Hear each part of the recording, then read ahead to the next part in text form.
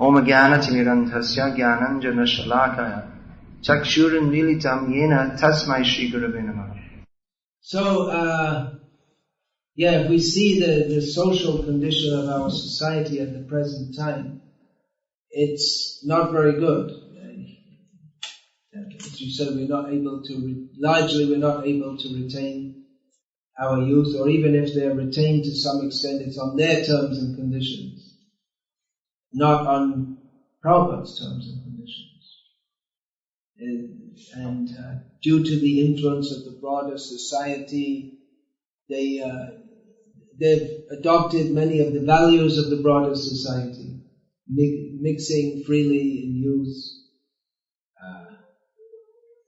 watching TV, which is any serious devotee. What are they doing? Watching TV? What is that? Prabhupada writes in the purport to, which verse is that? Is that Vadanti Tattva around there? That the Tatchadadhana Muni, one of these verses, Srila Prabhupada writes in the purport that those who are seeking the absolute truth, they're so much overwhelmed by that they don't have time for anything else. They don't have inclination toward anything else because they're so much wrapped in thought that I got this human life and now I have to utilize it to attain the purpose of life. That they can't even think of wasting their time with anything but that which is anukulyasya sankalpa, that which is favorable for serving Krishna. So then we lower the standards, and then we lose taste, and then others, and then we're not able to preach Krishna consciousness because we ourselves don't have a taste. We're not attractive to others. They don't see anything in us that they would like to be like us, and therefore, because we don't have the taste for Krishna consciousness, we don't have faith in presenting the philosophy of Krishna consciousness, the basic practices, which in themselves are very powerful. Our basic preaching is Harinam, speak on Bhagavad Gita as it is, and then give prasadam, deity worship, all these basic festivals. All these basic processes are very powerful for bringing people to Krishna consciousness if they're executed by devotees who have faith in it and follow the principles. But if we don't ourselves follow the principles and we just come out at Rath Yatra, or we just come out at some festival, then we won't have the potency to bring others to Krishna consciousness, nor even the desire to, because if we ourselves are not following, and therefore we think we have to resort to so many different other processes, when Krishna consciousness in itself is the most attractive. So this accommodation, and then this accommodation of Maya is very dangerous. As soon as we think that, all right, we'll lower the standard a little bit, but as soon as we give Maya a chance, she'll enter in. Now we may say, for preaching we have to accommodate and change things a little bit. But as far as possible we should stick to the original standard, because that has potency, that has spiritual potency. Accommodating to the modern age, we may say, well, times are different. It's true that times are different, but things were better in the past, according to Srimad Bhagavatam. Tatas chanu dinam dharma. In the Kali Yuga, every day, dharma, as well as satyam, shocham, shamadaya, as well as cleanliness, truthfulness, tolerance, mercy, every day, kalena balina rajan, by the powerful influence of time, nangshanti. They reduce, as well as lifespan and memory and strength. Nankshant ayur balam smriti. So we may say, well, society is different now, so we should adjust to modern society. But modern society is less, it's further away from dharma. With the passing of every day, the quality of life goes down. I'm not talking about how many roads we have, and how many dollars we're earning, but the dharma and everything else, it decreases. So Srila Prabhupada's aim was to bring in, as is mentioned in Brahma Vaivarta Purana, a golden age within the Kali Yuga. And it's up to us, or whoever wants to take it up, to bring that in. But it means an understanding of the principles of Krishna consciousness as they work in human society, which means an understanding of the Vedic culture, the Vedic society that Srila Prabhupada wanted to introduce. Now here's a controversial statement. You can all think about it. Should we follow exactly as Srila Prabhupada followed what he taught us in all respects? Absolutely. I would say no. I would say that Prabhupada, he made, maybe a qualified yes is a better way to say it. That Srila Prabhupada made many adjustments to modern life, but he wanted his disciples to learn the Vedic usages. So the more we can go back to the traditional culture, the more that will be advantageous for our advancement in Krishna consciousness. So not to dilute these standards that Prabhupada gave, but to understand the principles behind them and introduce them as far as possible. Of course, Srila Prabhupada saw our inability to do so, and therefore he sometimes warned us against trying to be, against niyamagraha, about trying to introduce rules and regulations without ourselves understanding the principles behind them. So, I'm zigzagging a bit here.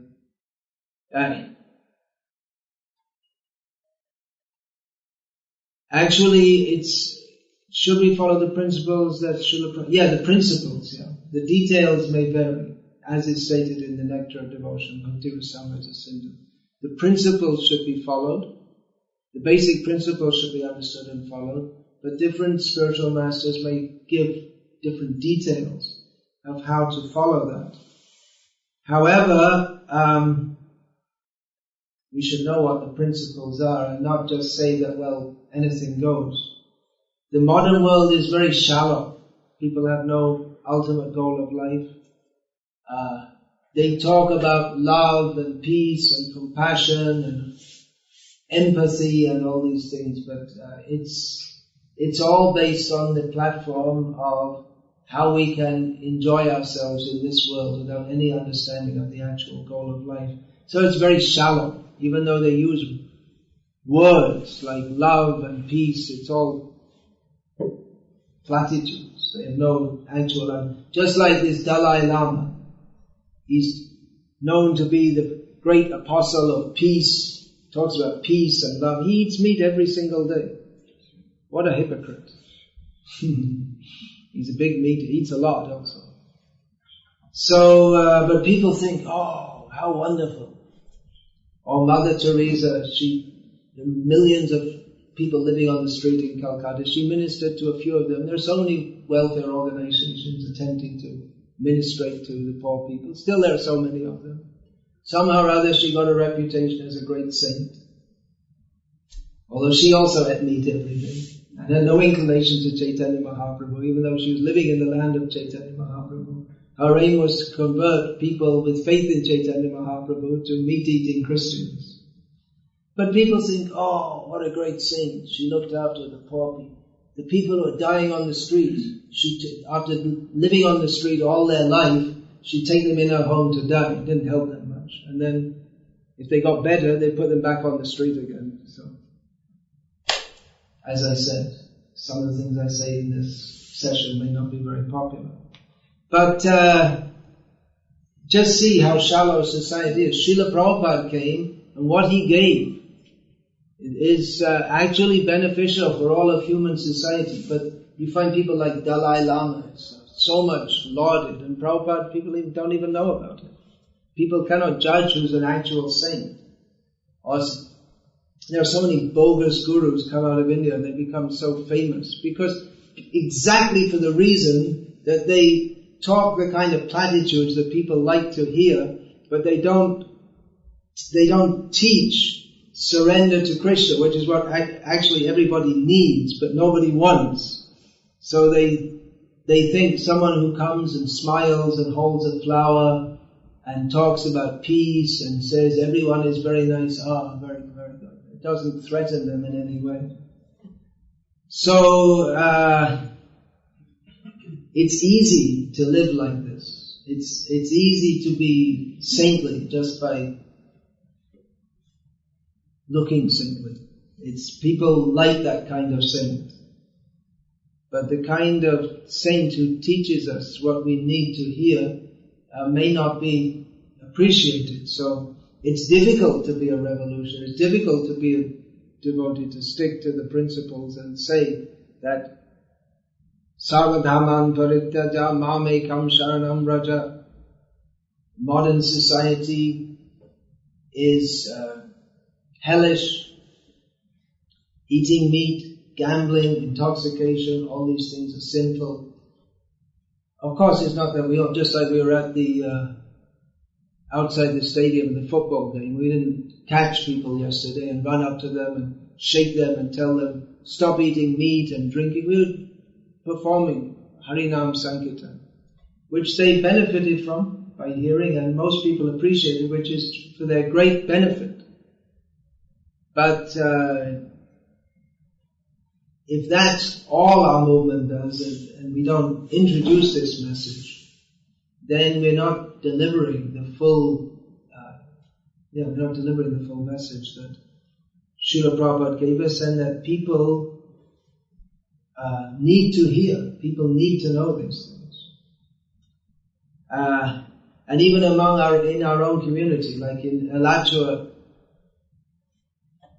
I guess it's a difficult situation because you have all kinds of devotees here, and some who are more serious, and maybe many who are not that very serious. At least most of them are not seen at the temple much. And it would seem that if they were serious, they should come and participate in Shravanam, Kirtanam, Vishnu, in association of devotees. These are the basic activities which nourish our Krishna consciousness. And if we don't participate in them, then obviously we're not going to make the same advancement as those who do. And if we don't participate in them, then it's likely we're going to participate in something else, because we have to do something.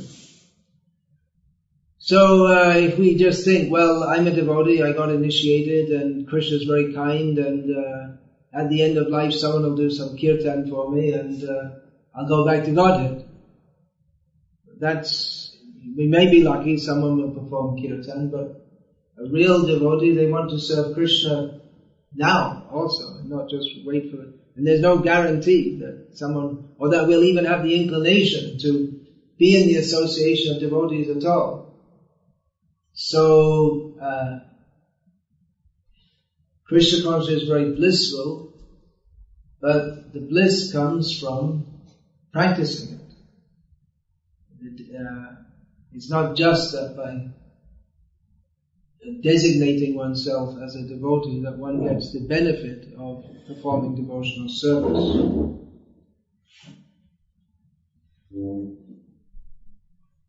So,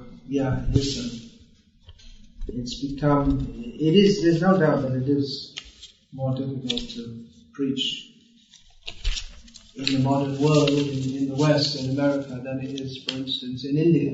And devotees have devised various plans, such as teaching yoga and cooking classes and all these things, which can be successful in bringing people into Krishna consciousness, but the point is we have to bring them into Krishna consciousness.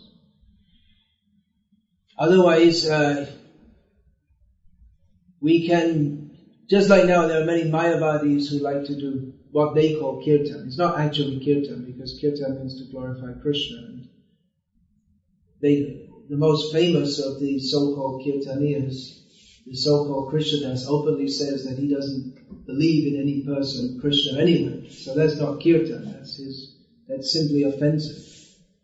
So we can mix with such people, but if we just mix with them and don't at any point try to bring them beyond the platform that they're at, that we just mix with them to what they call kirtan, then we're not really helping them.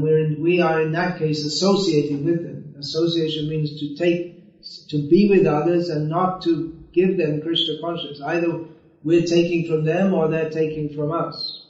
So simply being friends with people and being nice to people,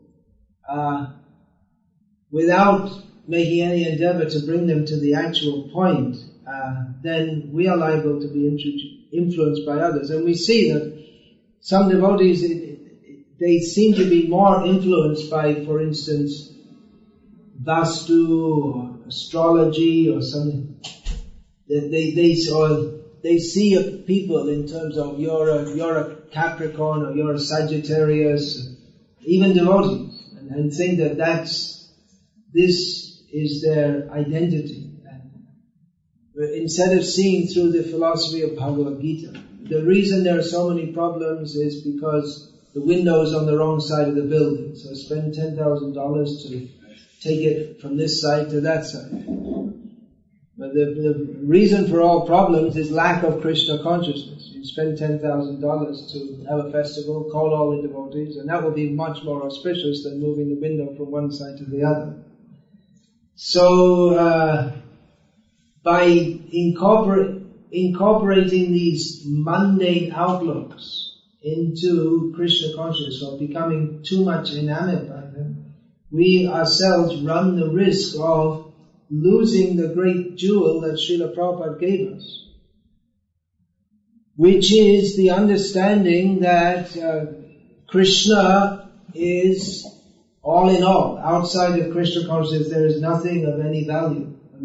That there may be, as long as we're in this world, there's need for education, medicine, various material considerations. But ultimately, there's nothing beyond Krishna. Another outlook, I spoke about that a little before, that some devotees have adopted, is that of the academic outlook, in which we examine everything in a doubtful way and we try to amass information about it.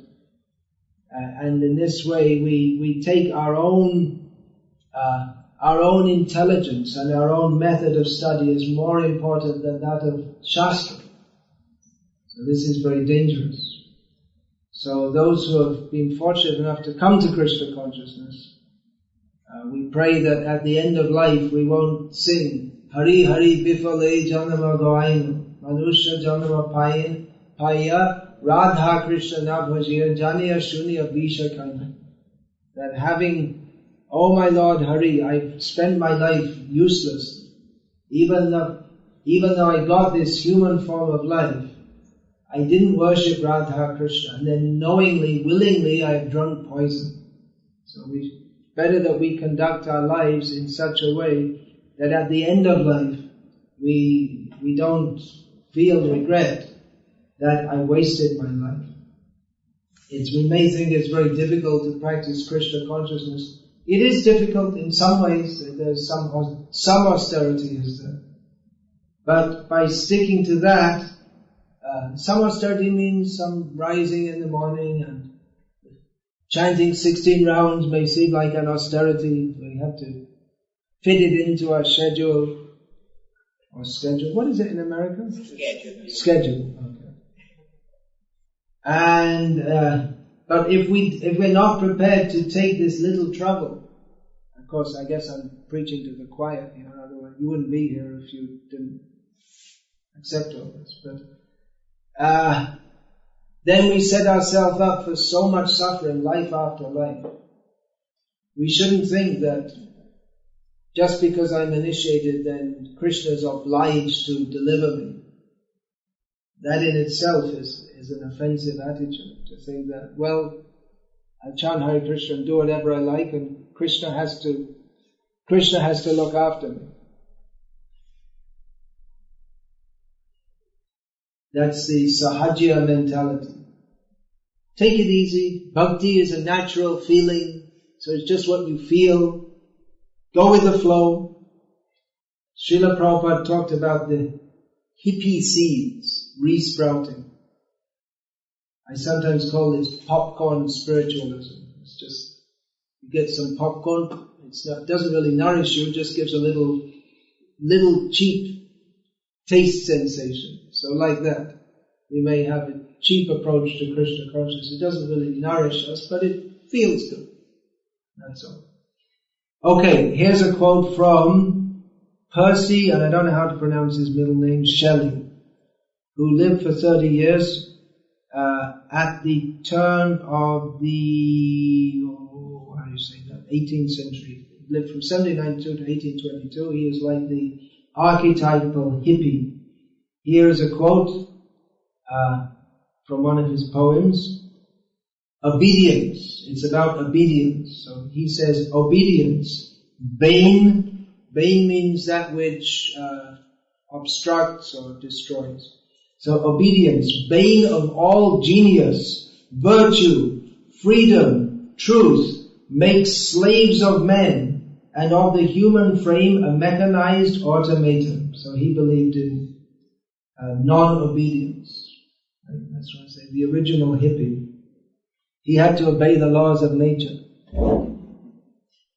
He went out on a yacht when a storm was brewing up. His friends told him not to, but he did anyway, and he succumbed to the laws of nature and drowned. He died young, at the age of 30. So, this attitude, that's why I say he's the archetype or original hippie. This attitude is quite opposite to that of Shastra. Ya Shastra viti mutraja vartate kama karataha nasa siddhim avapnoti nasukam naparam gatim. Those who don't follow the injunctions of Shastra and act according to their own whims, who are not obedient, they cannot attain happiness or perfection or the ultimate destination. So, this traditionalism, which I'm talking about, has strong roots in Guru, Sadhu, and particularly Shastra. Guru means who teaches Shastra, Sadhu means who acts according to Shastra. So it's a very strong and fixed root. It doesn't change. Whereas the broader approach is more interpretive. We interpret according to our own understanding. And thus, it doesn't have any fixed root. If we take Shastra and then try to interpret it, or we don't follow Shastra, then we have no fixed root, and it just tends to degrade into, just like Shelley here was talking about virtue and truth, but he thought that virtue and truth was according to his own definition. So the virtue and truth, according to our own definition, it will definitely degrade, because the conditioned soul is bewildered by Maya illusion and takes virtue and truth to be that which is conducive to sense gratification. So that we have people who think that it's virtuous, for instance, to eat meat. On certain festival days, you should eat meat. It's a religious practice. Once I came out of our restaurant, which is right next to our temple in central London, and there was a Christian handing out leaflets outside. So I took one of the leaflets, and it was funny. On it there was a picture of a Satan with horns and fangs and looking really dangerous and holding a plate of carrots and cabbages and potatoes. And vegetarianism is from the devil. So they interpreted it. In the Bible it's stated that God gave man dominion over the animals. And they said, great, let's eat them. Prabhupada pointed out the defect in that. That, well, if someone gives you their child expert babysitting service, you'll never have to worry about your children ever again. We'll look after them very nicely. Grotesque babysitting service. So, well, we don't have McDonald's yet in any ISKCON center. But we do have this idea that, well, do something different. We see we have these like summer camps, and often instead of having just straightforward programs, there's always something different. Hypnotic regression, laughter therapy, just do something different. What's wrong with Bhagavad Gita as it is? Rising early, and many of these camps, they don't even, the program starts now at 7 o'clock in the morning. So, what happened to rising early in the morning? Which Prabhupada said that one who cannot rise early is not serious about spiritual life. So, there's so many things. Anyway, I think I have to cut through, and I think you got the general gist of it. Yeah, I can give a few more examples. This idea of egalitarianism, all are equal. It's PC, politically correct. At ground zero, where the World Trade Center used to stand, a statue has been erected of 3 firemen.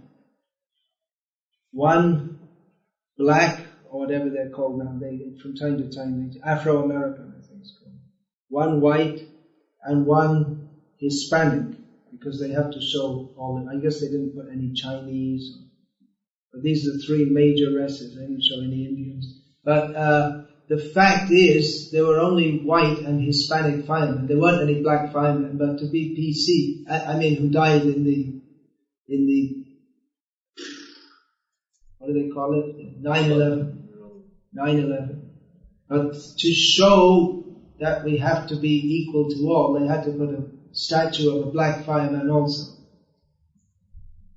I saw a documentary film of scientists talking about the different theories of the origins of the universe. So most of the scientists were white men, but they also had a token woman and black scientists, because they have to show that we're all equal. This idea that we have to be all equal. Srila Prabhupada, feminism. Srila Prabhupada was very much, Srila Prabhupada wasn't very diplomatic in his approach to this. He incited controversy, both in Chicago and I think from Philadelphia, then he went to Chicago, and an all-woman team of journalists, TV journalists, came to interview Srila Prabhupada. And eventually the interviewer asked Srila Prabhupada, so according to you, all the problems in society are caused because women are not submissive to men? And Prabhupada said, yes. And at that point she left in disgust. So I'm not going to discuss this in great detail, because I have done so already in a seminar which I gave, which is available on the internet. Can you give the link if anyone wants to get that? It's called Women, Masters or Mothers. And if you want to listen to that, you can. It has been available on the internet for some time. In the first week it had 600 downloads, and I was expecting some protests, but I didn't get any protests because I guess it's because it's presented systematically. And the gist is that men and women, they're different bodies, and there's a certain function and psychology which goes with the female body, which is different to that of the male. And the basic physical need, even of women, and very strong emotional need, is to have children. And with children comes motherhood, looking after them, the need to be protected. And women, their basic desire, as far as the woman's body goes, you're not talking about the spirit soul here, is to have a secure home and children. And if we go against that, as modern society is very different, of course, modern society is very different, some adjustments may be made to that, but it's unnatural to be in any other way, which produces many problems. People feel discontent, both men and women. The natural order, as Prabhupada used to speak about artificial equality, the natural order is disturbed, and there's an attempt to make artificial equality, which it doesn't work. Men are not as good as women in some things, and women are not as good as men in some things. Men are never going to be as good as women in giving birth to children. That's for sure. That's an example that Srila Prabhupada used to give. And women, what do you think? In the army, they're not going to be, in general, I mean there may be one or two, but in general then they're not going to be up to the standard that they can be on the front lines. And anyway, why should anyone want to send their mother or their sister or their daughter or their wife to fight in a battle? And what if they get captured? I mean, it's horrible, isn't it? What the men on the other side are likely to do to them.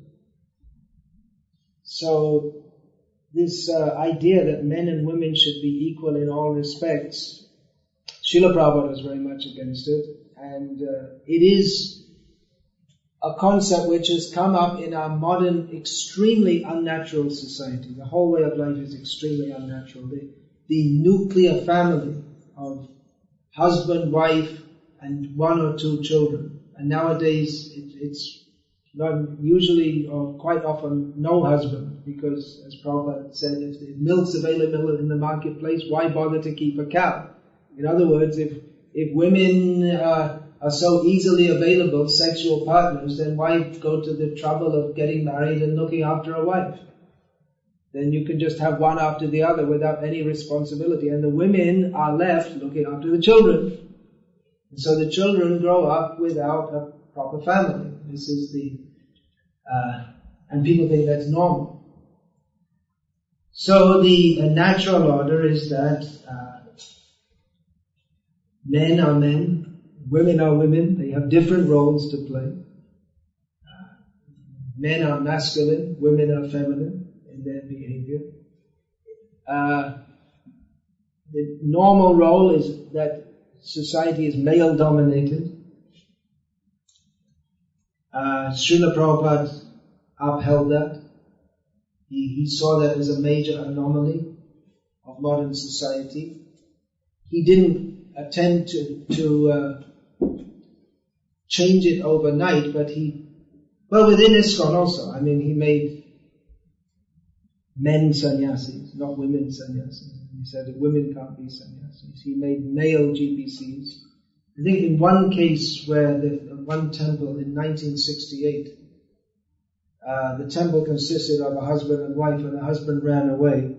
And then the Prabhupada said to the wife that, you'll be the temple president. But he didn't make women temple presidents. He said they could be, but they have to remain under the protection and guidance of their husband. But he didn't actually do I'm not saying this, I'm not undermining the great service which has been done by Swami, and is being done by so many devotees in female bodies, as we often say, or even that they can't do that, or they're not capable of doing it. But I propose that we seriously consider Srila Prabhupada's desires that we move toward Varnashram society, and that women act in their natural role as mothers and grandmothers, and even if they don't have biological children who are devotees, they can, in the broader village, people grow up with many mothers. Just like when I was in Bangladesh, the women would ask me, how could you leave your mother? How could you go so many thousands of miles away from your mother? But I would tell them that coming here I got so many mothers, because that is the normal situation in a village, especially in a Bengali village, that you have your own family, but the kids, they run in and out of different homes, and if they happen to be around when the meal's going on, they get fed also, and they grow up with many mothers and fathers, and even if someone else's kid is around and they do something wrong, someone else from the same village can clap the kid's ear, and that's not considered wrong. Even now, recently I got a letter from Sri Lanka, one devotee is preaching there, and he wrote me a letter. He said the teachers are so much respected, and there are shops where they sell these thin canes which are meant for the teachers to whack the kids. And the parents support that. They say, if my kid is behaving wrongly, whack them. They want that, because they have trust and the teachers are so much loved by the children, because the children feel that they have the best, the teachers have their best interest at heart. I guess nowadays you can't do that, and Prabhupada specifically said not to do that. I never, in Bengal especially, I never saw kids getting whacked. But I guess nowadays you can't do it, because people, they don't have the culture of actually caring for children. They're more likely to abuse children than act in their best interest. And if you give them a stick, they may just go wild with it and let out all their mental aberrations. And so we have to be careful in implementing this. But my point is that we should move toward implementing that. And because the society around us is so different, we shouldn't just accept the modern society as it is and go along with its standards, because its standards are repeated, are in every generation producing people who are more like cats and dogs than even in the time when Srila Prabhupada said there were cats and dogs. So we should move toward that society which is conducive for Krishna consciousness. It's not that simply by doing this anyone will become Krishna conscious, but the norms of Varnashram society are conducive for making or producing people of character and of disposition which is more likely for more conducive for them to take to Krishna consciousness. I'll take comments afterward, because I know you wrote a book on From the Very Beginning. I saw that book, yeah. So you may have something to say. Yeah. So Srila Prabhupada said some things which may be very difficult for even our devotees to accept nowadays. I'm going to read some of them now. And some of these statements, they've just been relegated to the books. We don't discuss them anymore, because maybe we're afraid that if we say this, people will be upset, or we don't believe it ourselves. You're afraid that people will become angry. Maybe some of you will become angry. So, it's a challenge. It may be a challenge for us to accept these statements. But it should be understood that Srila Prabhupada is not, his statements are not motivated by any, what some people consider to be an antiquated outlook on life, or discrimination against others, definitely discrimination, but not discrimination against others. Discrimination has to be there. This word discrimination, or you're discriminated. Discrimination should be there. But not discrimination against others means it's motivated, it's ill-motivated. But to say, for instance, that women should not be independent, as Srila Prabhupada did, which is a very heavy statement for people in the modern age to accept. But then Srila Prabhupada also says that women should be protected. So women in the modern age, they have their independence, but they don't have any protection. So you have to choose. You can't have both.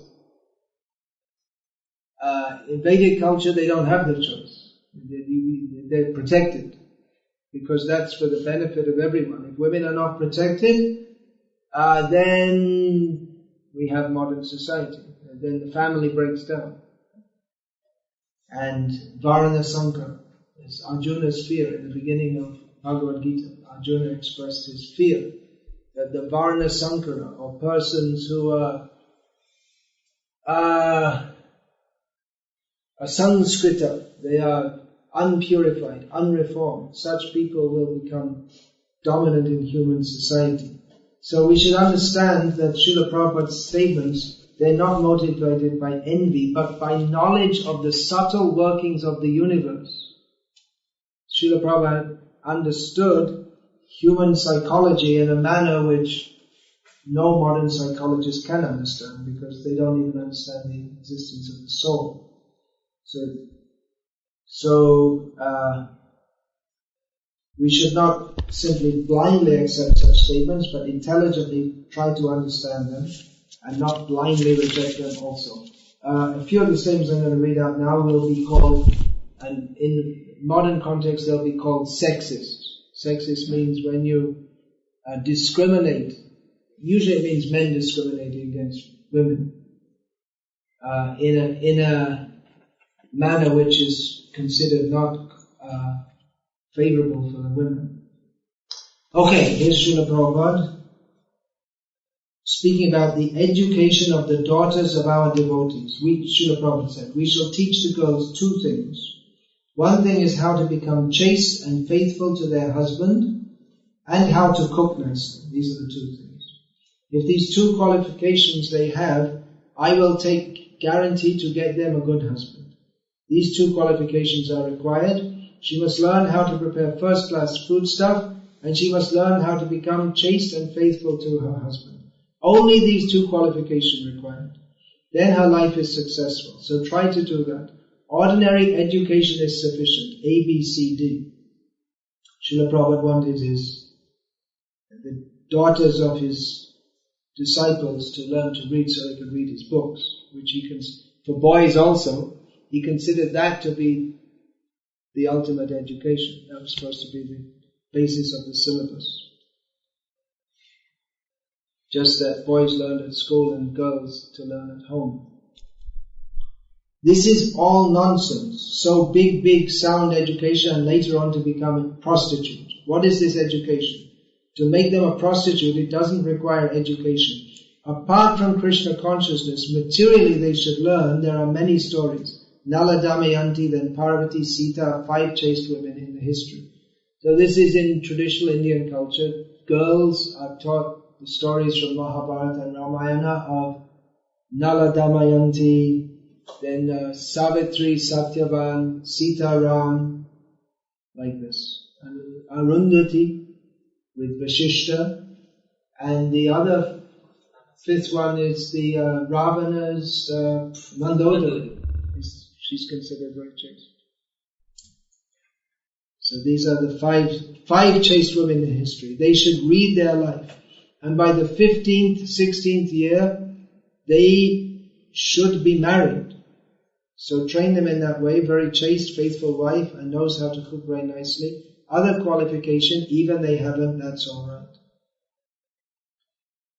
Okay, this is from Srila Prabhupada's, what I just read is from a morning walk. Now from the 4th canto, Srila Prabhupada in the purport writes, women in general, that means not all women, but women in general. So, not necessarily all women.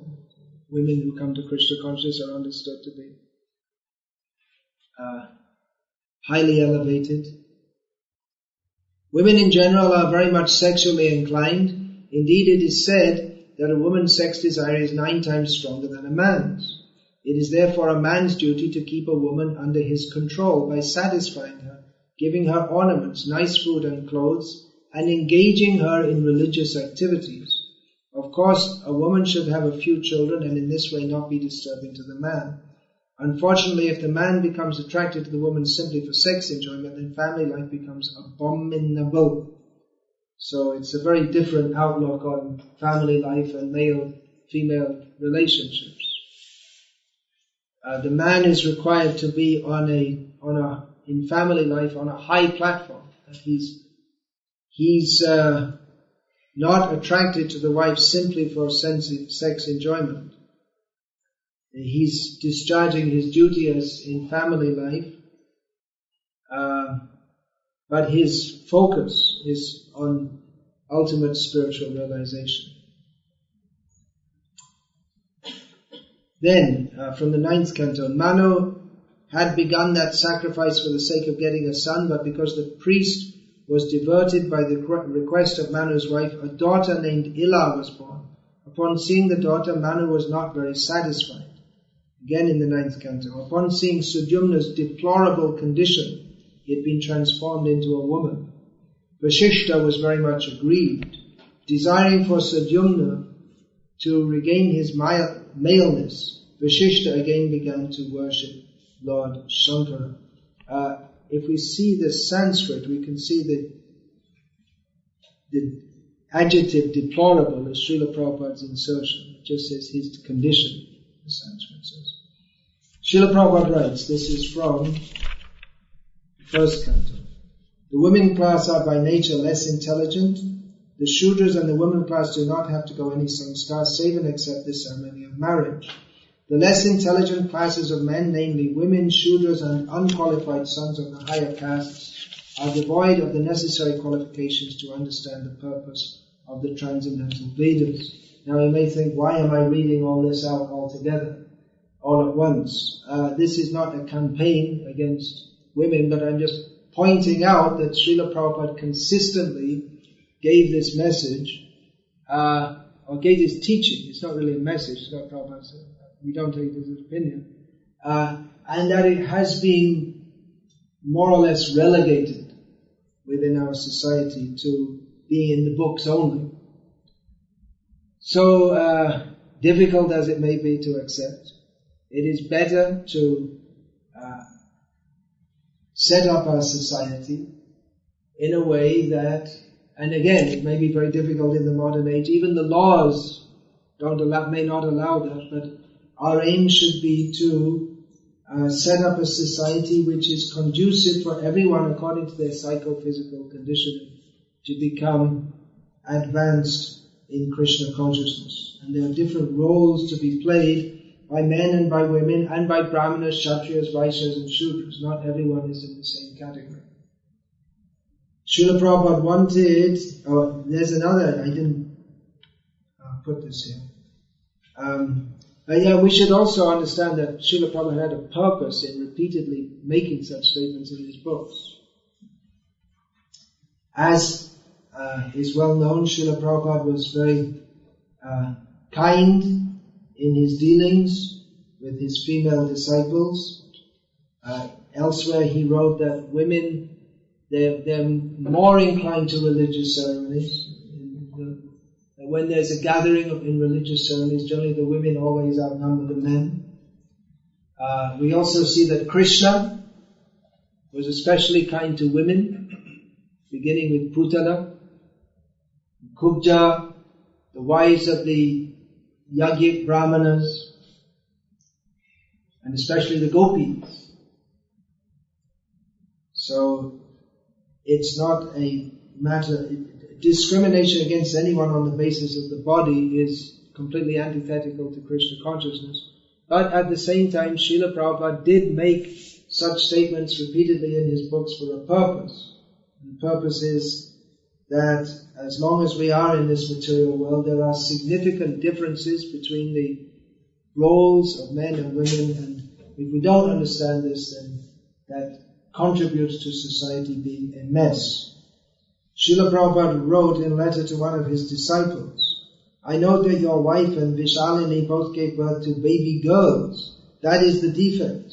I want male children, but you have no stamina for it. I expected from Vishalini by her belly that it would be a boy. Anyway, never mind. The name Brijlata is nice. Why do the majority of my married disciples give birth to girls? So that's in one purport Prabhupada writes that the understanding of a woman is always less than that of a man, and this was in relationship to Parvati, none less than Parvati, Durga. So apart from this, I'm supposed to leave some time for comments. I'm sure I'm going to get some comments. In our movement, I'm not so sure so much here, but in India, our movement has become very big in poor feeding and feeding children, going to school, and then it's advertised how we're building up the nation by giving food to people in school, and our devotees, many of our devotees are engaged in collecting money to feed poor children in the school, and eye camps, hospital, and then people, and then we see even in America devotees are asked to donate money for running schools which teach the government curriculum. Srila Prabhupada in one letter wrote that we are not, regarding schools, that we are not going to teach the government curriculum, but with the exception of one school, Bhakti Vidya Puri Maharaj's school in Mayapur, as far as I know, all the schools in this school teach the government curriculum. So that's a big difference from what Srila Prabhupada wanted. So, then what happens then, if we do this kind of what Srila Prabhupada referred to as mundane welfare work, then people like us, they give us money, and it's easier for us. For years people would say, well, why don't you feed the poor? Why don't you open schools? And now they don't say that to us anymore. We're doing what they want us to do, but it's not what Srila Prabhupada wanted us to do. He wanted us to distribute prasadam widely, that's true, but he said we shouldn't be specifically known as poor feeding. And what happens with this midday meals is that often it's cooked by people who are in many cases not even chanting 16, not attending any programs. It appears in some cases not even offered, and they just take it out, and there's no program in the school for engaging the children in chanting Hare Krishna or any such thing. It's just delivered and dropped off, and they go like this. It's become popular in ISKCON because it seems to be, one reason is they make a lot of money out of it. So there may be exceptions.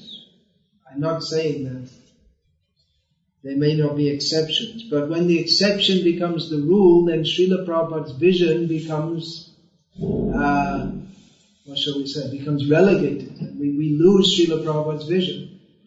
We may say, well, we have to have schools, we can't educate, we can't raise our children the way Prabhupada said, because the law doesn't allow it.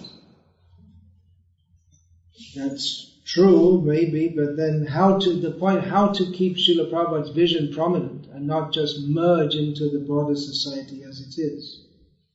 Some people say that times have changed, so we should change.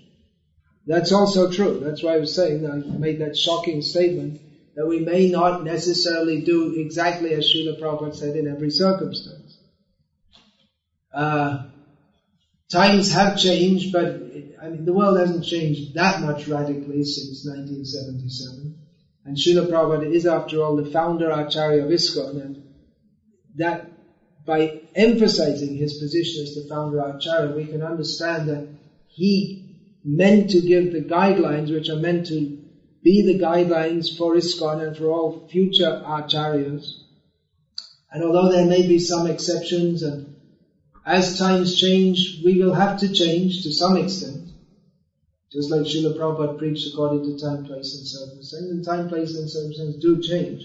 But the same point, we have to see what is Srila Prabhupada's vision and try to implement that. We may think, well, what about our own individual thinking and expression? And that's all right, but first we should see what Prabhupada has given us, what is Guru, Sadhu, Shastra, and stick to that. Otherwise, this individualism, if our individualism becomes more important than our following, Acharya Upasana, worshipping the Acharyas, worshipping is principally by following them, not by offering some arati, then individualism becomes an expression of false ego. So, alright, that's it. I'm more or less finished now. This is, as I said, a traditionalist position. I'm not saying there's one position, or that there's a particular correct line. There may be, it's natural that different followers of Srila Prabhupada will follow him in at least somewhat different ways. Just like we see some of the most famous devotees in ISKCON, they're quite different in their approach. Just like, Tamal Krishna Maharaj and Vishnujan Maharaj teamed up, but they're very different in their approach. And I think Vishnujan Maharaj eventually couldn't take it or whatever. I don't know how to explain it. He felt uncomfortable with that. But both were very elevated and servants of Srila Prabhupada who were very successful in spreading his mission, even though they both had different approaches. So, I'm not saying there is a correct line, but that, as I perceive it, our movement has moved dangerously closer to the secular than Srila Prabhupada gave us, and the vision and standards that Srila Prabhupada gave us have to a large extent become compromised. Srila Prabhupada was a spiritual master. Often we use the term spiritual guide. Srila Prabhupada used the word spiritual master. He didn't use the word spiritual guide. Guide means, do like this, and then the person thinks, well, maybe. The spiritual master means should be followed. The founder Acharya of ISKCON, not just an Acharya. That Sampradaya son, they keep on insisting that he's the Sampradaya Acharya. But Prabhupada didn't call himself that. That's a misunderstanding. Chaitanya Mahaprabhu is our Sampradaya Acharya. Srila Prabhupada is within the Chaitanya Sampradaya. He's the founder Acharya of ISKCON. As such, his statements were meant as the foundation of ISKCON. And having said that, I'll open it up to discussion. I don't think we have another mic, so please speak loudly. Grace, Bhakti Vikasa Swami Maharaj. Well, we all have Prabhupada's divine grace if we follow him.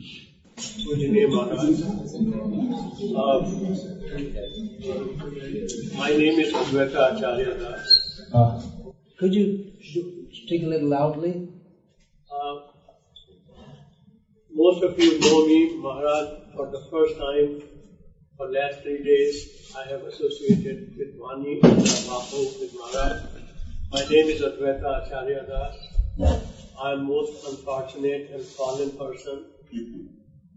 Only thing I would say is that with 70 years of age, I try to gauge, and Maharaj, in your praise, I must say that you have, to me, explained deeper understanding of Vedic principles, much deeper. Second, Maharaj, reading your book, fortitude that you have displayed. Which book, sir? Bhakti Siddhanta Vaidha, which I am just glued, is the dedication that the background, the effort, the time that has gone into look into the intricacies of that period, which is so very important for us, the ISKCON follower. You have, and the book and your Vani, I find an erudite scholar. And also, Maharaj, most important, I share with all of you that we need more people like Maharaj to bring the pendulum which has swayed too far on one side must come in the center where it started. 1972 in Cleveland, Ohio, on Euclid Street, I walked into ISKCON storefront center, and on the wall, 4 principles were written. Number 1, preaching is the essence. Number 2, purity is the force. Number 3, books are the basis. And number 4, utility is the principle. So when I say I want to follow Prabhupada at verbatim, no, I just want to follow Prabhupada in relation to what I found 4 lines that obviously came from Founder Acharya, and also I want to follow Prabhupada with the understanding that I gained from his disciples and their disciples. So Maharaj, thank you very much. Hare Krishna. Yeah. Please, what's your name? I probably everyone here knows you, but I don't. What your name is? Radha Govinda Swami. Radha Govinda Swami. Hare Krishna. The purport is 324:40, where Srila Prabhupada says, women shouldn't take sannyas and they should be protected. So I may be considered a deviant. But I always Are you living here in Alachua? Right now I'm here, I don't know where I am. I don't know if I'm staying.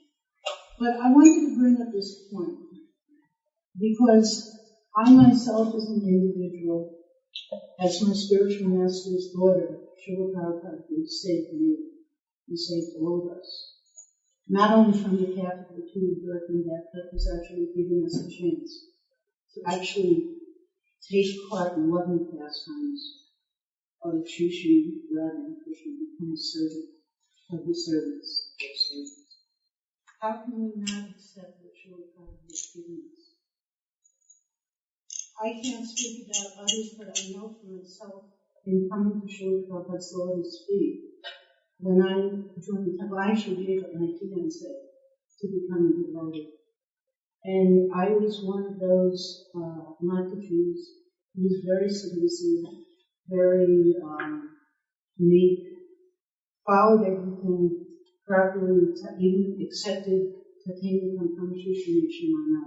I think maybe Dharma could be convinced substantially that under a certain regime, there was preaching that women are forbidden, and I don't want to use publicly the word that was used, but basically that women are used for sex. And often enough, I myself would be beaten, but I would accept it as my karma and never do anything about it. You were physically beaten? Often? Yes, by an agitated temple president and some brahmacharis who Even under my spiritual master's authorization, I was invited to shave the head. In order for women to live the role of Vedic women, which is really our propensity as women, like we were speaking about the psychological differences between the male and female body, those differences are definitely there. Although in Kali Yuga, because of the simple activity, some of the demarcations have sort of become merged.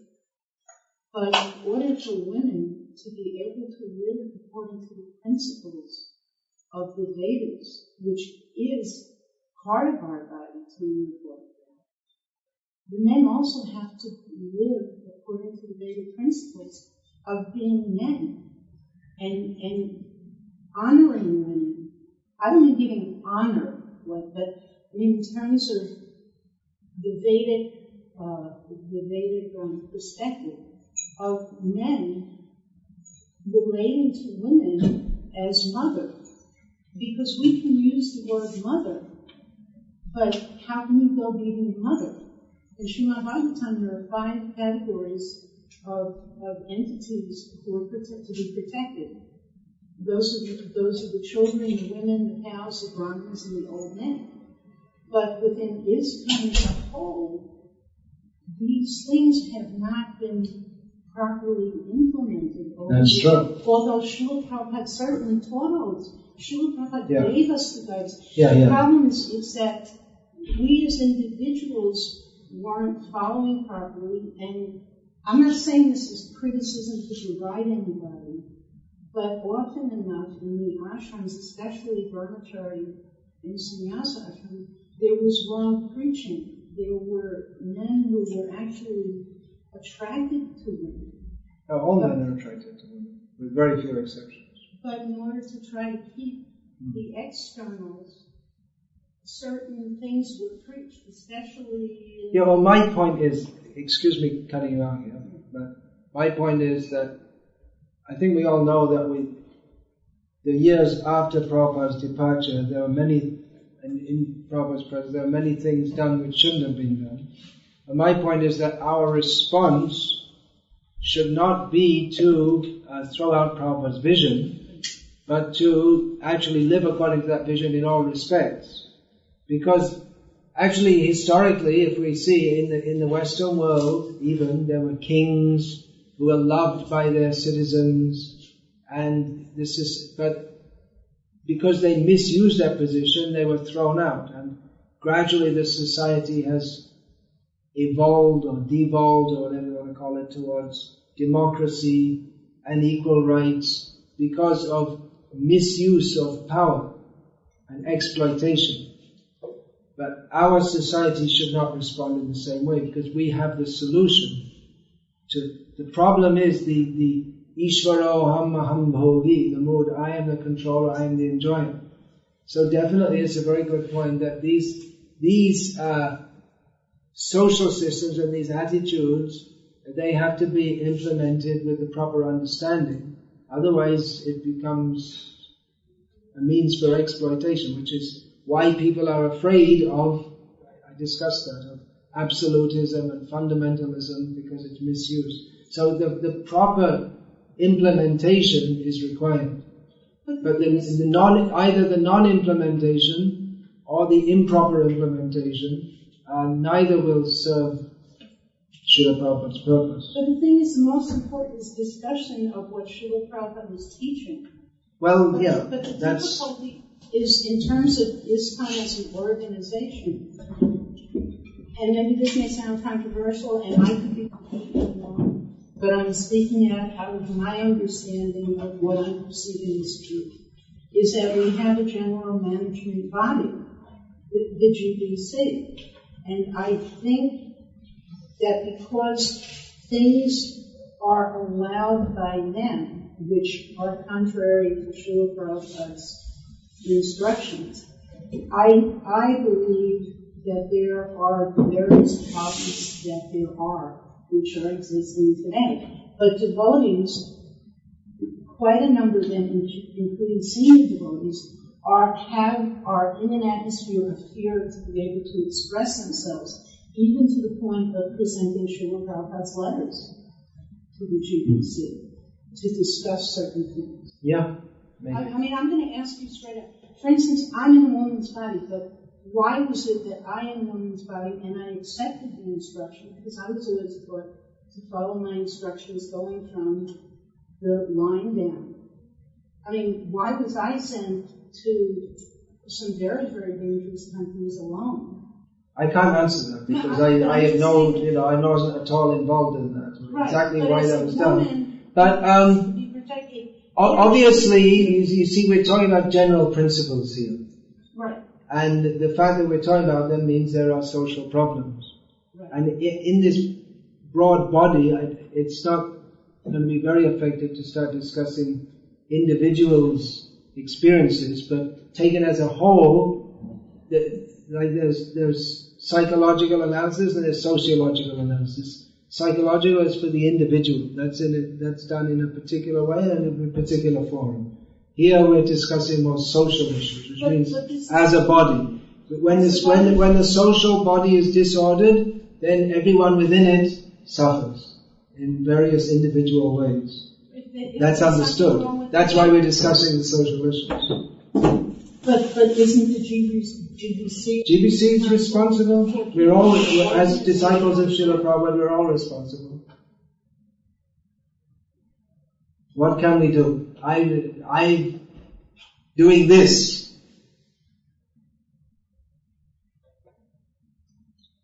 Yes.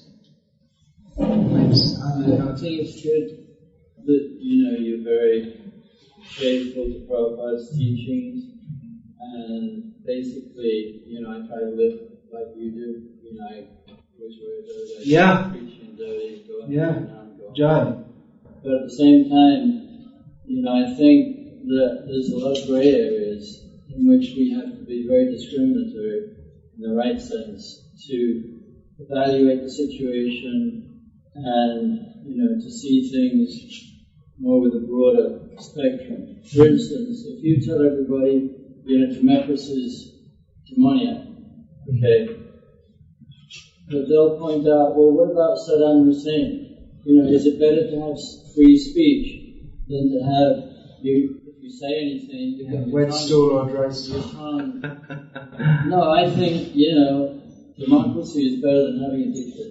Yeah, Srila Prabhupada thought that America was better than Uganda. So there's a lot of grey areas, right? Yeah. So, we may not be able to... Do you know that Uganda when I'm saying Uganda? Idi Amin. Idi Amin. Yeah. He ate his political opponents. He killed his son too and cut out his heart and ate it. Yeah, so Prabhupada didn't approve of Idi Amin, but he did appreciate that America had given him the facility to spread Krishna consciousness. It's like women too. Okay, we know what Prabhupada said about women. We've heard it many times. Well, I don't think, excuse me, Prabhu, I feel that in the modern people joining ISKCON at the present day may not hear many of Prabhupada's instructions. Right. And people joining ISKCON today think that in certain areas they'll think that our movement's main activity is feeding people in schools. Well, I'm talking to you from my own perspective. Yeah. Not about what... But I'm saying that it's changed, and they think that we're a welfare organization. I agree. So that's why it's necessary. I said I'm preaching to the choir here, but we need to preach to the... I may not have heard all that, but, but what I was trying to say was that Prabhupada adjusted things, okay? In my perspective, and maybe I'm totally wrong and totally offensive, I believe 100% in Prabhupada as my guru, and I try to follow and have faith in the Holy Name, the scriptures and everything else. But Srila Prabhupada changed things, okay? He was very innocent. He could not have possibly known that children were being used in the Gurukul. He didn't know that. He couldn't have imagined that, because he was he was just too innocent, okay? So he may have said things which we may have to adjust a tiny bit. Just like, we had some male temple presidents here, okay? So he would say, that if a country has a queen, no king, they're very unfortunate. So you could say, so you might conclude, well, if you have a female president in the temple, you might be unfortunate. But the fact of the matter is that the female president has done a lot better than the 4 male presidents before her. So what are you supposed to do? Prabhupada says women are less intelligent. But I say that also has to be understood contextually also, because obviously every woman is not less intelligent than every man. Some of the things he said, just like he adjusted the fact that people shouldn't take sannyas, okay? He changed that. He said, I'm not going to perform any more marriages. He adjusted that. So he adjusted certain things. Yeah. I'm not saying he would have adjusted it that women can take sannyas. I think that's very bold. We have, if somebody gave a woman sannyas, what would you expect? But I'm just saying, Prabhupada changed his perspective. And, I think maybe in the long term, when we've introduced the Vedic culture, 200, 300 years down the road, we're all living in the villages, self-sufficient, everything else, great. But in the meantime, maybe we have to adjust things a little bit, bearing in mind everything the Prabhupada said, but at the same time being practical. That's all I'm saying. Yeah, I think I covered that within my seminar, obviously we have to adjust, but we shouldn't lose Prabhupada's vision. That's my point. We shouldn't lose that vision, and we shouldn't take the adjustment to be the norm and we should know that it's an adjustment. But if we take the adjustment to be the standard that's to be followed forever, then it's going to be a problem, and it will produce problems of its own also. For a woman to be a town president in a situation like this is maybe better in the sense that this is more like a community rather than a traditional temple. Just like Draupadi managed the household of the Pandavas, of Yudhishthira. She managed it like a whole big institution. She managed the whole thing. So it's not that women can't be managers. But Prabhupada said women can be town president, but they should be under the protection of their husband. What if they don't have one? If they don't have one, then they're godbrothers. Then they're godbrothers. God says. Well, it is specific, isn't it? Anyway, we have to see the situation and, like you say, adjust to it. But my point is we shouldn't adjust so much that we forget the goal, and that the goal actually becomes forgotten, and then people say, well, Prabhupada is a 19th century Bengali, blah, blah, blah, blah, and we didn't know. But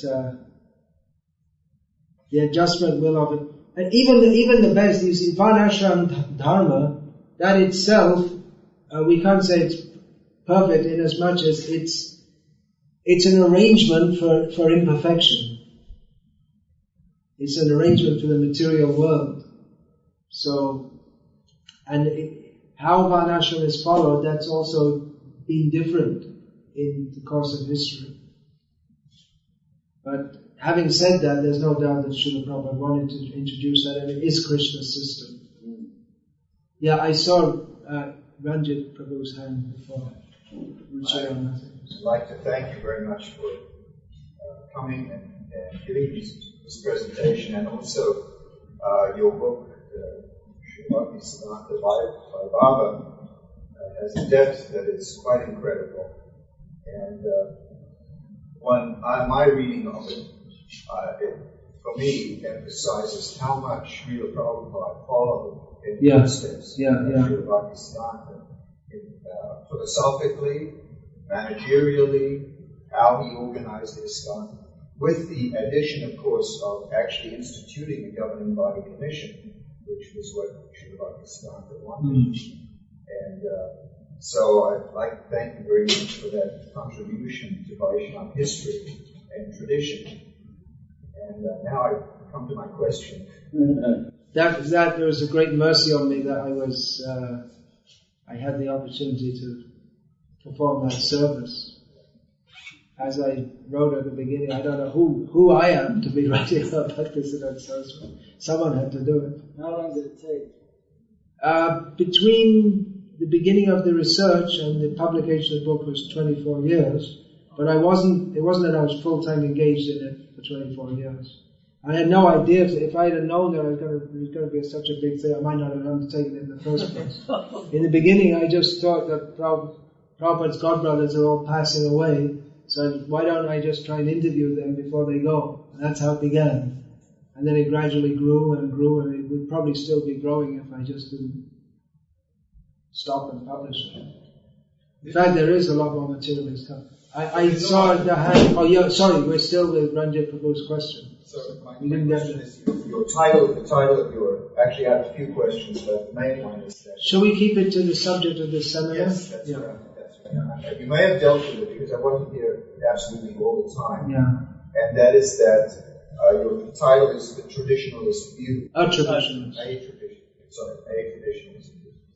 And however, we know that hewing closely to Srila Prabhupada's teaching and general Siddhanta, Prabhupada often mentioned or often espoused the idea that the blind man and the lame man, that the West is blind, but India is lame, and the two should be somehow joined together so that the blind man can carry the lame man, and so. So I was curious that in a traditionalist view, how you would reconcile those. Well, the blind man and the lame man, the vision comes from the blind man.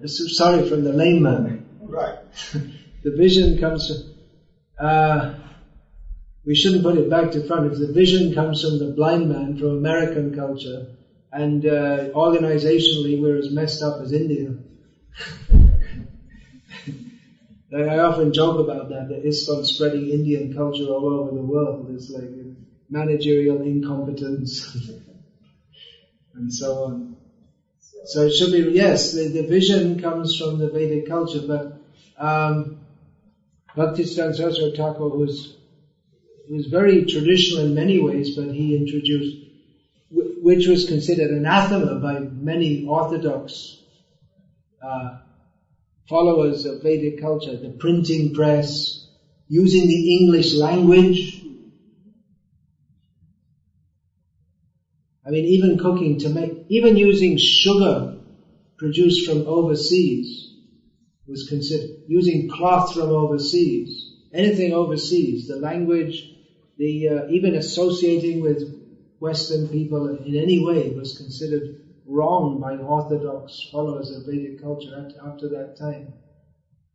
I mean, there was a time when even to write or speak in any language other than Sanskrit was considered adharma.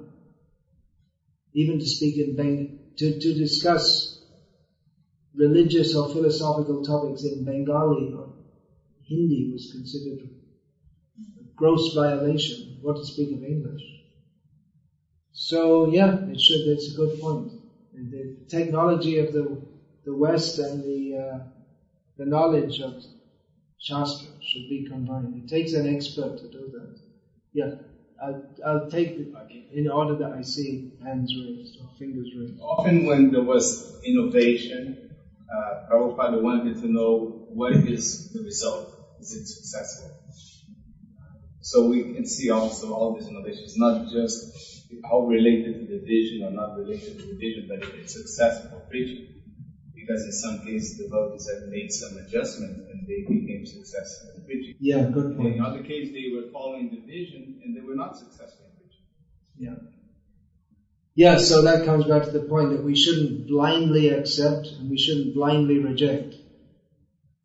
But we may say that someone is successful in preaching, but what is the nature of that success we have to see also.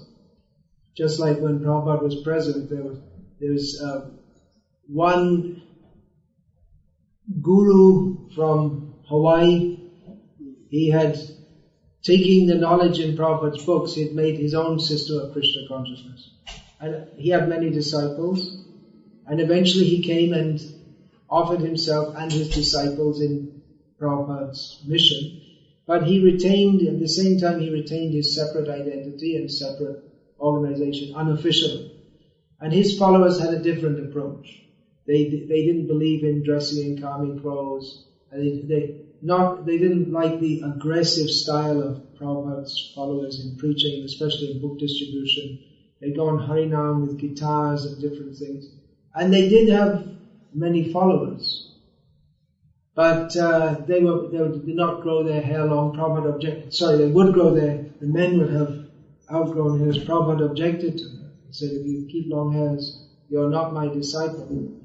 So, even though it appeared that the result was that they were more easily acceptable by the general public, and people joined them more, but their standards were not very high, and Srila Prabhupada he seemed to accommodate them rather than wholeheartedly accept them. They didn't wholeheartedly accept Prabhupada. So we may say that, for instance, if we open hospitals and schools that teach the government syllabus, people will like us and more people will become devotees and this and that, but quantity is not necessarily the sign of success in preaching. Numbers is not necessary. And public acceptance is also not necessarily the sign of success. In fact, Prabhupada in one purport wrote that the very fact that Chandkazi was opposed to Chaitanya Mahaprabhu is the sign that it's to the point, and the fact that we have opposition is the sign that our movement is strictly following Chaitanya Mahaprabhu. So what exactly is success in preaching? It seems to me that nowadays we often think that, that if we get some good publicity, or people like us, and that's our success, beginning, middle and end. But the real success, Bhaktisiddhanta Saraswati said, is if we can make one pure devotee. So quantity and quality, that's also being discussed within this seminar. But isn't there a saying from Bhakti that could judge a Vaishnava based on how many Vaishnavas are made? Not that I know. Yeah, there is. Well, Prabhupada, of course, there's like a touchstone. I couldn't find that quote actually. How many Vaishnavas he makes, but again you have to see the quality. Just like the upper Sampradayas, they have so many followers. There are thousands and thousands of people who call themselves Vaishnavas in Bengal, but who don't follow principles. So is that a success? But we get into some subjective aspect of the preaching that's difficult to ascertain.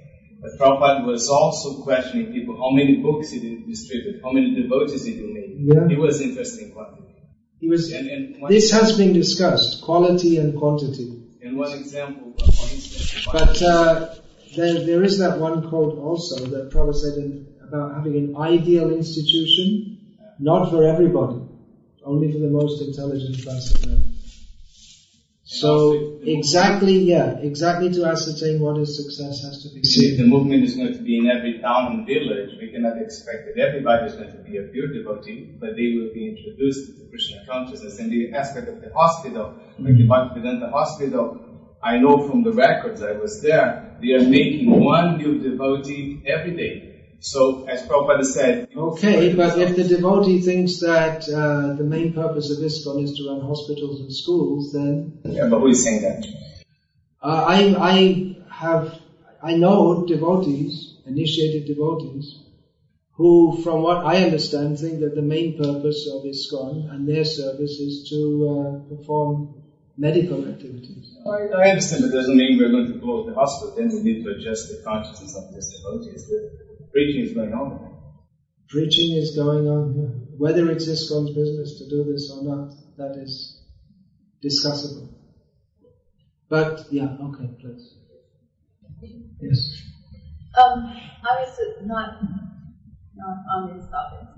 But It's not on these topics? Well, it's on what you spoke about, but nothing controversial. I was just wondering if at some point, if we do have smaller village life, a lot of these issues will be changed because just like divorce or abuse of children or what was that word you said? Divorce. So. Then I think I'm losing my hearing due to amplification in India, especially.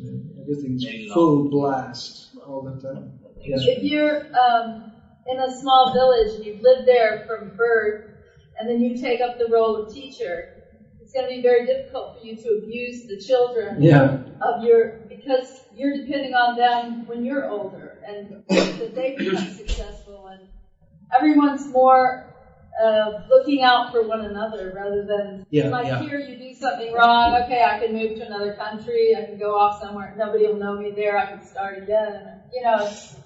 Nobody cares. Yeah, and many of these problems are just because of the totally or the largely unnatural society we live in which people they're stressed, completely stressed, and they don't like what they're doing. There's no stable family. There's no stable home. People move around and around. They have no stable relationships. It's not very likely that this society, the way society is going on all over the world, will last for very long.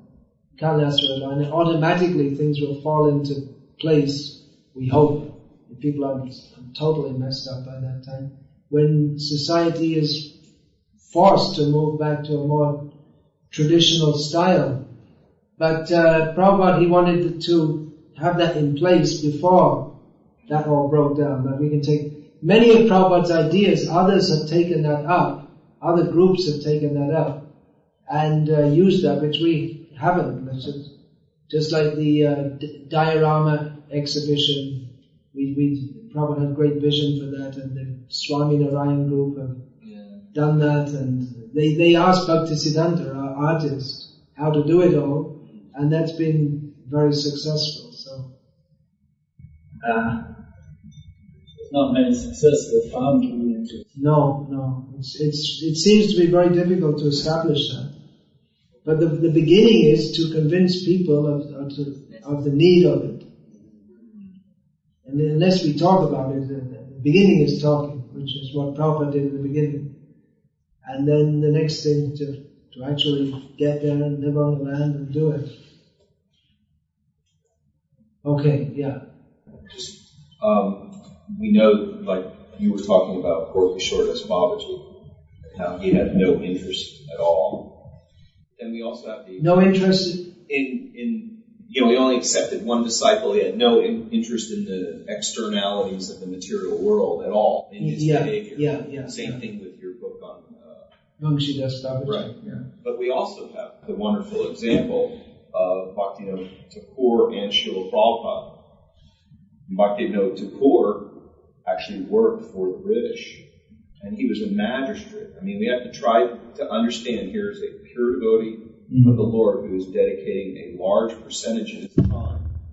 Of course, it showed, we've been told that he would, because he was such had such a pure devotee, that he was able, materially speaking, to appear extremely advanced, that the other judges, the British judges, were actually envious of him because his ability to make decisions on court cases so quickly.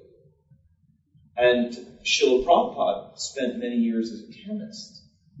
So, I mean, I appreciate, devotees who want to go down the path of like Krsna Babaji, or devotees that want to do, but that want to do, more like Prabhupada in this. Okay, but or people that want to go back to an agrarian lifestyle, that they've adopted that part of Srila Prabhupada's teaching. But Srila Prabhupada also said that he wanted that the judges should be wearing tilak. Now, how's that going to be possible if a person doesn't go to the university, get a law degree, and execute and try to... Interesting question. Because like myself, I don't go out in public here in town as a Hare Krishna because it would negatively affect my business.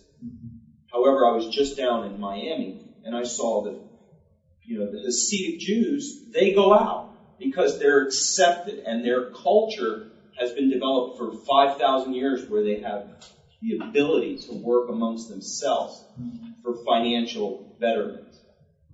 But we don't have that system yet. We don't have that system, but we can still go out there. I mean, obviously many of the bankers, I don't put it in their face, but many of them know that I'm a Hare Krishna. But I don't advertise it to them because if I do, that's it. That just the nature. I mean, why is it that agrarian life is not working in America? It's because the whole system is against that. The whole system that they set up. So, yes, devotees have struggled very hard, but you go down to the land use and the planning department, to them that concept of going back to agrarian lifestyle is so foreign that all the rules and regulations are actually against it. Yeah. So, certainly Prabhupada, he said that one can live in the city and be Krishna conscious. He did say that. At the same time, he stressed that the general focus of his movement, he planned that, would be toward people living on the land, living a simple life, living a lifestyle which is more conducive for Krishna consciousness. He didn't say that one cannot live in the city. He said one can also live in the city and be Krishna conscious, but he pushed this agrarian lifestyle also. So it's not that one cannot live in the city and be Krishna conscious, but in general it is going to be more difficult. The demands of working life in the modern context, generally people have to work long hours and associate with people who are not sympathetic to Krishna consciousness. So some people may be strong enough to do that and make an impact. But in general, Prabhupada wanted to establish communities that people can see that there is as I said, many people are looking for an alternative, and if we can provide that with genuine spiritual life, many people may take that. Prabhupada said millions will join our farms. So it is a challenge for us. We've blown it to a large extent. We have messed up to a large extent, but the challenge is there for us to take it up. And although some devotees may live in the city, it's definitely a large part of Srila Prabhupada's mandate to establish Krishna conscious communities with our own culture that people can live in according to our own standards. Yeah. Anyone else who hasn't spoken? I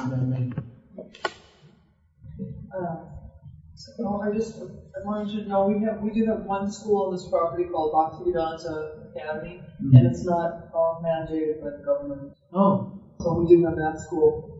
Okay, good. They allow that, yeah? In many governments they don't allow that. I was told in Germany, if you don't, like in many states in America, homeschooling is allowed. I think it's most states, isn't it? But I was told in Germany, if you don't send your kids to school, they'll just come and take your kids right away from you and put them in a government home. They insist that they must be taught the way we want to teach them. I wanted to say also, I was reading your book about Srila Bhaktisiddhanta Saraswati Thakur. I was very astonished to find that even, hardly more than 70 years ago, a lot of times, when the sannyasi, he would speak, the ladies would be behind a screen. Oh, that was normal, yeah. The ladies would not be visible. Right. Hidden behind the screen where they could hear but not... They'd be heard, they'd be hearing but not seen. That was normal. It was quite a different society, but that was considered more conducive for spiritual advancement. There are many rules, even now, it's changing a lot in India, but outside the major cities, men and women, even husband and wife, won't walk with hand in hand. Definitely not. No kissing in public and all this kind of thing. Even Chitraketu laughed at Lord Shiva for having his wife on his lap in public. Even now, I don't think I ever saw that in India. Even now. There's certain things that intimate functions are kept for private, not for public. So it's a very different culture. Yes, please. First, I want to thank you so much, Maharaj, for giving your classes and for your desire to espouse the traditionalist view. That's very much important and should be done. And your books as well. I'm just starting your Pakistan's book. I enjoy it very much. I want to know what you feel about the difference, because I see so clearly, let's see if I can get my points across, between absolute knowledge and relative knowledge, because there's such a big difference. We understand that what Srila Prabhupada said, absolutely, we accept 100%. The relative knowledge, there's shades of gray there. That being said, I want to say that in a desire to establish a traditional view, I think it's so important to establish the fact, especially in this Kali Yuga, that men have to be trained up to behave properly toward women, because that has gone downhill so quickly. And that being said, I want to say that when statements are made, relative statements like women are 9 times more lusty than men, and in my humble experience in this body, in Kali Yuga, that hasn't been my experience. So those are kind of inflammatory statements, and other things have to be adjusted first, like men behaving properly. Thank you. Thank you. All right, anyone? Just the last point. Well, there's someone else who hasn't spoken yet? Yeah. Please. Maharaj, I just wanted to say I really appreciate your boldness in trying to keep Prabhupada's principles. But one thing that I find a little bit controversial, especially as a new devotee, so I really don't have much of a say in anything. I wasn't at all offended by your statements about women, but I am a little bit offended about your statements about what appears to be common welfare work, because specifically in India, some of the like the hospital, the Bhakti hospital that they have there, it's focused surrounding Krsna, and it isn't just a focus on preserving the body. And you see, as the Prabhu mentioned earlier, that there is such a nice result in both the quantity and the quality of the devotees that are coming through these programs. And in the Varshana I camp, it is specifically geared towards serving the Brijvasis, and there is a large emphasis on kirtan going on, and the leader of these welfare activities, or seemingly welfare activities, puts a large emphasis on kirtan and prasadam distribution, not just food distribution, but on prasadam distribution, because he recognizes that it could be seen as welfare work to many people, but that it's not meant as welfare work, but it's really meant as just to distribute the holy names and to distribute prasadam, and that in so many ways Prabhupada wants us to preach in a way that, you know, your average person will be able to be receptive to it. And many people think that welfare work is a good thing, so we preach through the welfare work, but it's not just seen as merely welfare work. And you see that in Chaupati, where all of these things are coming from, all these so-called welfare work is coming from. Oh, no, it's not only from there, although they may be taking the lead. But in Chaupati, you see that the quality of the devotees there and the quantity of devotees that are coming to that temple through those programs, through other various preaching programs, is, I mean, it's proof that those seeming welfare works are working very nicely to create many, many devotees. So. All right, I'll respond to that. The other centers in India are wanting to open hospitals now.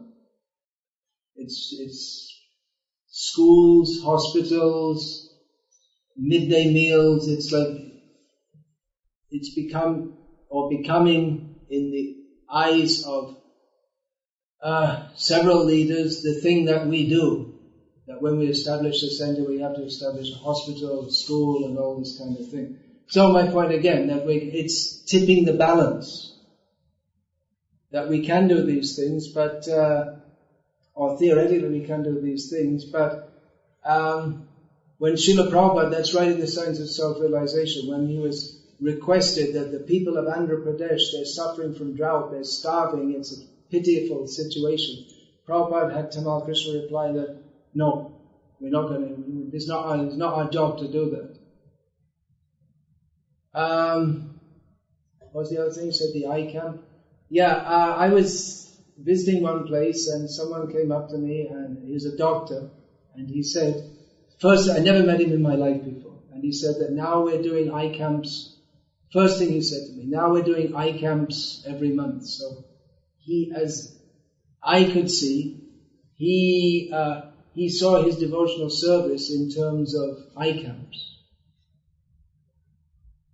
So, and I said to him, yeah, all the bridge buses are all going to be watching TV now. So, unless you give them proper education, then it will be. And you see the advertisements that they advertise that we're helping poor children. It's presented to the public that we are helping people. It's presented in a mundane way, and then devotees who join, they also preach in that way, they imbibe that spirit, they preach to the public like this, they think it's a part of the Krishna conscious movement, prime activity is to do this.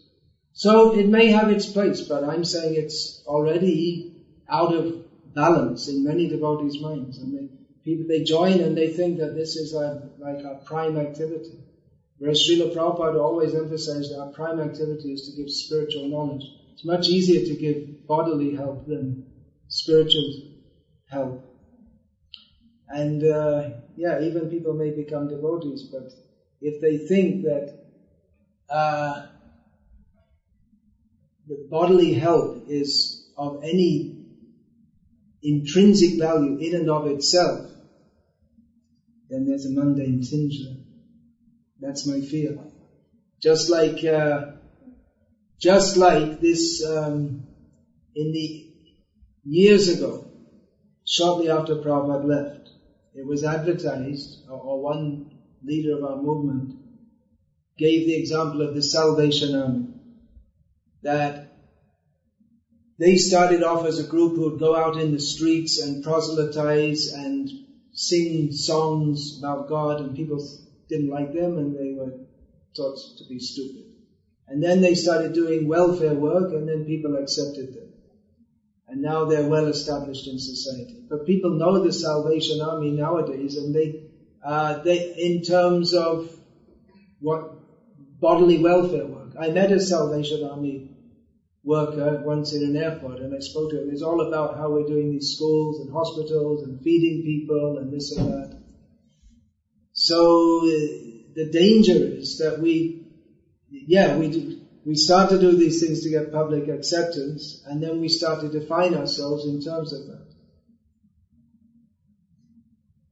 That is my fear. Yeah, I'm just to limit the time, because we're already over time. I'm just going to take whoever wants to speak once on.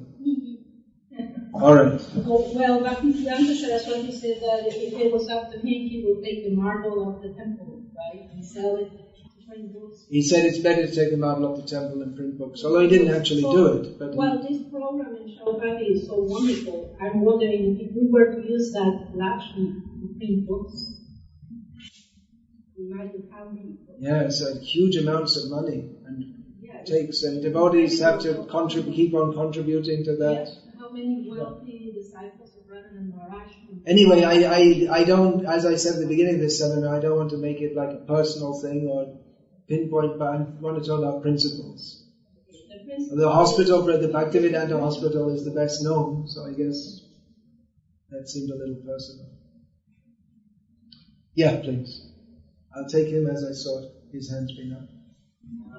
This is in line with the gist of the... This is in line with the gist of this seminar. It just came to my mind and I thought I'll quote something. It's from Theodore Roosevelt, DDR, in his famous speech on a citizen of the state, in which he talked... What is it? A citizen of the state. A citizen of the state. in which he generally talks about what is this vision of a country and how an ideal country should be like, and it's a very nice philosophical article. But in that, there's one particular few sentences which I feel they kind of jive into the basic crux of the seminar.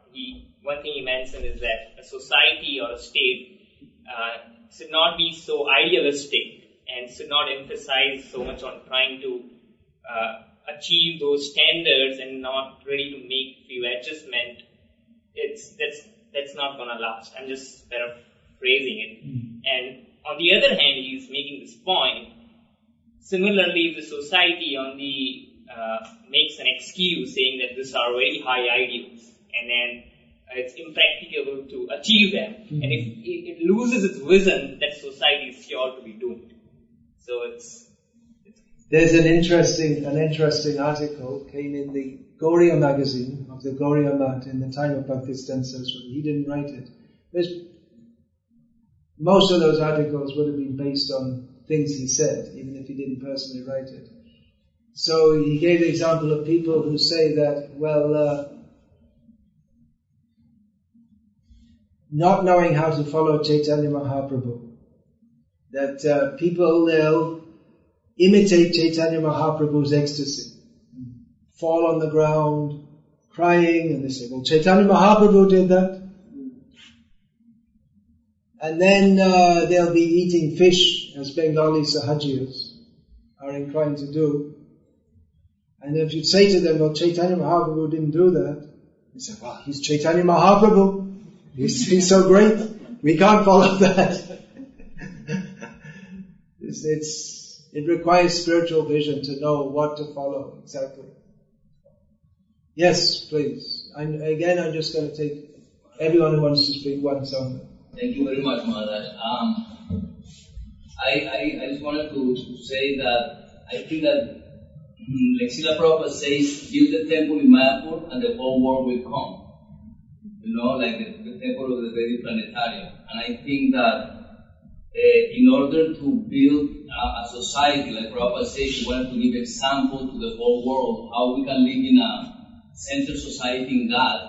At the same time, a what? A centered society in God, a God-centered society. God-centered society. Yes. That shows an example to the whole world. But a God-centered society, also Bhaktivinoda Thakur said that we should take care of the body of the devotees. Like for example, in ISKCON, like my wife, she passed away 4 years ago, and we see that there are many Prabhupada disciples right now. That okay, yes, book distribution is very important, preaching is very important, but the basics of life, like in this community, we have Prabhupada disciples living. They have to go to Tampa to die, somewhere in a hospice house because we don't even have in this community a little place that probably they can leave the body in the association of the body. So I just want to say that it has to be also some balance. Yeah, within society, social care, medical care, all things have to be there. In the modern medical system is horrendously expensive. In traditional societies, old people were cared for at home, and they would generally die at home also, and they wouldn't go for like complex medication when they're already old. They're just, accept it and fade away and let the body die. Just take it like that. So that's all part of the Varnashram society. Health care for old people is just automatically there. It's something that's not even thought about. It's not even thought about means that not that it's neglected, but it's just automatically there. And people would have larger families, so they'd have plenty of children. But nowadays, to help look after everyone else. But nowadays, having children is a liability because it's so expensive and you're so busy, and the whole society is a disaster. The whole way the society is set up, it just works for those few individuals who can get their act together. But even then, they may be rich one day and poor the next, the way the society goes. So overall, we do need to set up an alternative. I mean, you can operate within the present society, but on the whole, this society is dysfunctional in so many ways. So it's a great challenge. It's a great challenge for every one of us individually to be Krishna conscious. And it's an even greater challenge to bring us all together and do what is required to act as an ideal society and even understand what is required for that. And these are definitely issues which have to be thought out, and maybe different people will address them in different ways. There is no doubt, as a society, we are failing our members in so many ways. How we can improve that, we have to see also. Just like, for instance, there's no justice system. Theoretically there is, but there is no justice system, and so it's very difficult to think how to put one together. Because to have a proper justice system, you have to be able to give some punishment. But then, within the law, how can we punish? These are problems which we have to consider. And I don't think we can just blame ISKCON as a society because there's no system for healthcare. Maybe the devotees who are working, full-time devotees, they should have medical insurance, and it's pretty standard, isn't it, nowadays? No? They don't have medical insurance even now? No, they don't. Even if you do have medical insurance, the companies don't help you in so many cases. They find a loophole, so... Sorry about that. So it's really difficult. The whole society is so demoniac, actually. It just works against the interest of the individual. It's a very difficult age.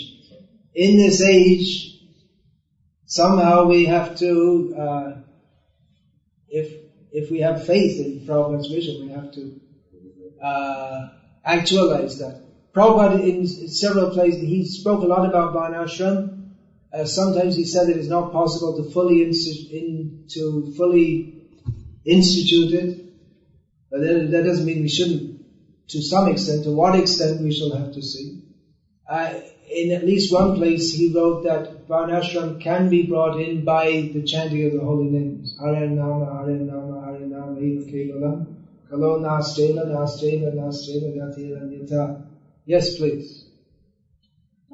No, I just want to ask this Mataji. Please, excuse me.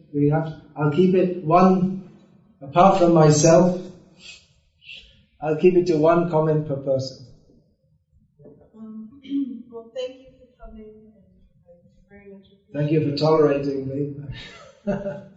And yesterday, I think it was you told the pastime of one devotee or disciple who approached Srila Prabhupada, and he had been to 2 different temples, and there were many devotees, but they weren't practicing strictly. And then there was the other where there were few devotees, but they were very strict. And Srila Prabhupada said we needed both things. And my question is then how does that work practically? And how, if there's the smaller group who is practicing strictly, which I would not consider myself a part of, how do they give their association to the other group without becoming... Incidentally, those 2 groups, they have a traditional rivalry. They don't like each other at all, and it goes on up to the present day. So, how to, there are so many how-to questions. It depends on spiritual purity. Srila Prabhupada wrote once that I'm paraphrasing here, the movement will be as good as its leaders. Yes. And that book, Hare Krishna was one that was an anthology by Shubhananda, who's long since merged into the mundane academia. I believe it was Larry Shin Professor Larry Shin finished his analysis. He was talking about the 11 acharyas at the time. That's how old it was. And he said that, it depends if they're actually pure devotees. So it depends a lot on the leaders. But having said that, who is a leader? In Prabhupada's last days in our presence, when he was asked who is a leader, Prabhupada said, all of my disciples, if they follow. So it's really up to us, everyone. It's up to everyone. You can't really blame others. And it's up to every one of us to take Krishna consciousness and spread it to others. Did you speak yet? No. Okay. I was listening to a morning walk where Prabhupada says this student goes to the exam and comes. His father asked him, so what did you do in the exam? He said, the difficult questions I couldn't answer because it is very difficult, I didn't study. But the easy questions, what is that to answer? Anyway, I know it. Really? Prabhupada said this? I don't remember. Yeah, in one of the morning walks. Really? You read them? No, I heard. Yeah. So I didn't hear it. It sounds like an interesting anecdote, but I did read all the conversations. I don't remember hearing that one. We often hear, Prabhupada said this, Prabhupada said that. Yeah. So, anyway, it is an interesting anecdote. So if it is too difficult ones are too difficult and the easy are too easy. So I didn't do anything. You have to do something. So if it is too idealistic, it's very difficult to follow, or if it is too watered down, what is the need it's to follow? Meaningless, yeah. So yeah, I've already covered this point, that there's the ideal and there's the practical. And my point is that we've gone too far as a society towards accommodating. That's my point of the seminar. I'm not saying that we shouldn't accommodate, but we should keep Srila Prabhupada's idealistic vision in mind and know what it is, and try to work toward that. Hare Krishna, Hare Krishna, Krishna Krishna, Hare Hare, Hare Rama, Rama Rama, Hare Hare. Anyone else who didn't speak? Yeah, this one. Yes, please. I'm thinking we should really read Srila Prabhupada's books and letters and just know what he wants. We should read Prabhupada's books and letters and know what he wants. That's true. Right. On the other hand, not on the other hand, but in addition to that, we can also say that for vision and understanding, most people are going to take guidance from others.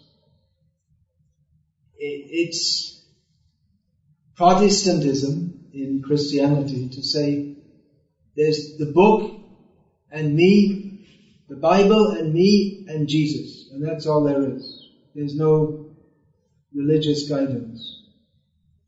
And there's Ritvikism in ISKCON, which says there's Prabhupada and his books and me, and there's no need of any spiritual guidance.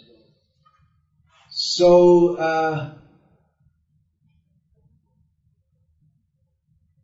how to understand Prabhupada's books and the whole gamut of knowledge in relation to the previous tradition, in relation to the previous acharyas, how to apply that in the modern world. It makes sense that especially those who are coming new take guidance from those who have been practicing and following and considering these matters for many years. Rather than, you're just right in the beginning, you're supposed to know what to do just by reading Prabhupada's books by yourself. So we should read Prabhupada's books and understand what he says, but we all have to take guidance. And different guides may have different perspectives. And what's the right line? I guess we'll all find out whether we go back to Godhead or not. May I quote the left? No, sorry. Excuse me, because I made a rule here in my absolutist way, dictatorial way. Only one comment per person. Please don't leave in disgust without taking some prasad, because Madhur